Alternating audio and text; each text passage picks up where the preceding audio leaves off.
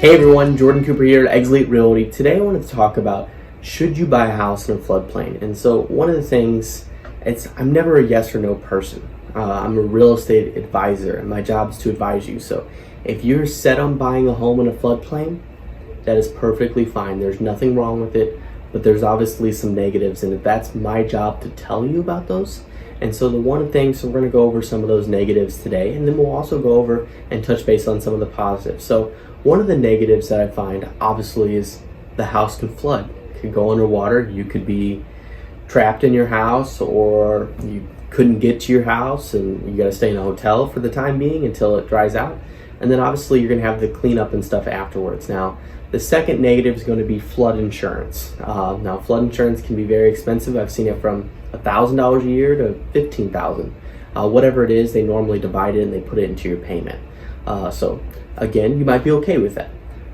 My biggest negative and the one thing that I don't like is when you go and sell that house, you have to find someone else that wants to buy a house in a floodplain.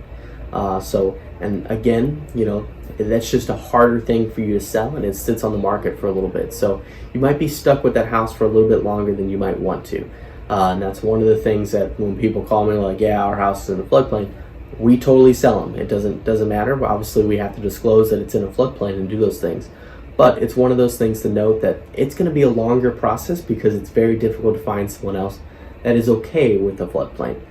So that's why they take a little bit longer to sell. But we can go over some of the pros as well. So I just want to give you all the pros and the cons of buying a house in a floodplain. But the pro is obviously the market value is significantly lower. So when it comes down to these houses, you can get a bigger house for the money.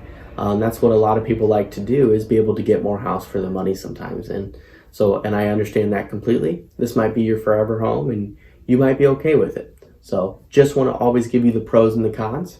There's nothing wrong with it. But again, that's my job, to be an advisor and tell you all the stuff when you're going out and buying a home. So I'll never make a decision for you. I'll just always give you all the advice and let you make that educated decision on what you want to do. So, but the one thing that I always do with a floodplain is, if anyone that wants to buy a house in a floodplain, I always ask is, can I show you 3 other houses before you make this decision? So I always like to show them 3 other houses that are not in a floodplain, just show them what else that they could afford.